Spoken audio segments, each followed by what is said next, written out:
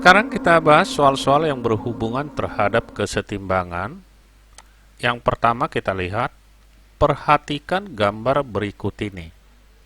Sebuah benda dengan massa 50 kg digantung pada dua utas tali yang bersambungan seperti yang terlihat pada gambar.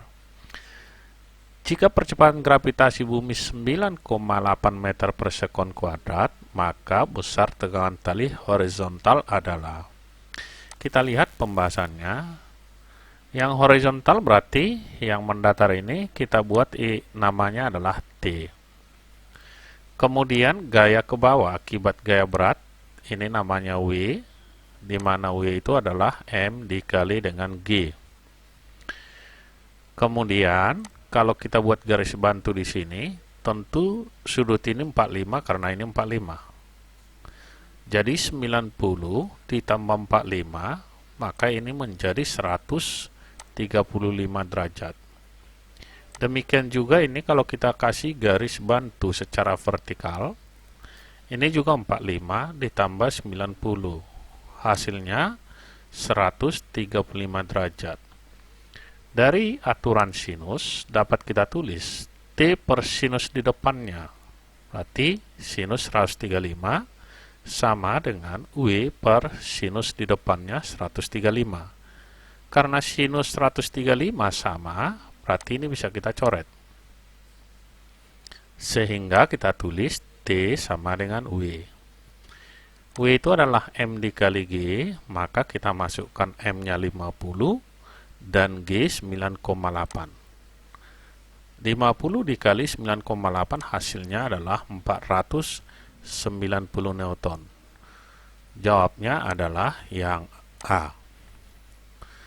Oke, selanjutnya kita lihat soal nomor 2. Perhatikan gambar. Sistem dalam keadaan setimbang, maka perbandingan massa A dan massa C adalah ini yang A, ini yang C. Kita lihat pembahasan yang pertama, ini WA ini adalah MA kali G, jadi boleh kita tulis di sini MA. Kemudian di sini ada MC. Ini sudutnya 90, ini 150. Berarti di depan MA adalah 150, sedangkan di depan MC, berarti yang ini adalah sisanya 120 derajat. Kita gunakan lagi aturan sinus. MA kali G, MC kali G. Jadi di sini G-nya kita coret, tinggal kita tuliskan MA per sinus 150 di depannya. Sama dengan MC per sinus 120 di depannya.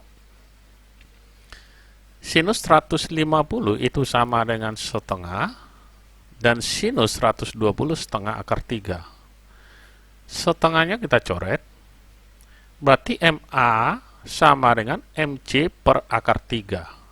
Ini kita kali silang ke sini. Hasilnya, MA per MC, maka di sini 1 per akar 3.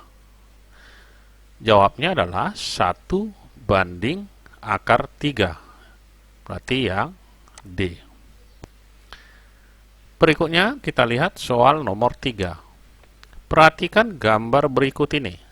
Sistem berada dalam keadaan kesetimbangan.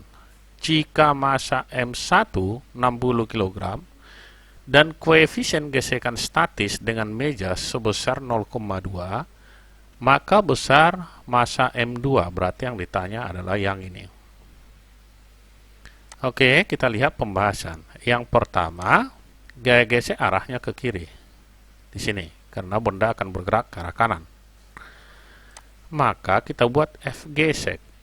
Kemudian arah ke bawah ini adalah W2 atau M2 dikali G. Jadi yang pertama kita tentukan dulu nilai dari gaya gesek. Itu sama dengan koefisien gesek dikali massa dikali G. Massa yang digunakan adalah M1. Maka koefisien gesek 0,2, M1 60, G 10 jika tidak diberitahu dalam soal. Hasilnya berarti sama dengan 120 Newton. Ini sudah kita peroleh. Maka kita carikan sudutnya. Di depan ini sudutnya, Ini 30 ditambah 90. Jadi sudut yang diapit kedua gaya ini adalah 120 derajat. Ini 120, ini 90, tentu yang ke atas ini adalah 150 derajat. Sekarang kita gunakan aturan sinus. Gaya gesek dibagi sinus di depannya, sudut depannya.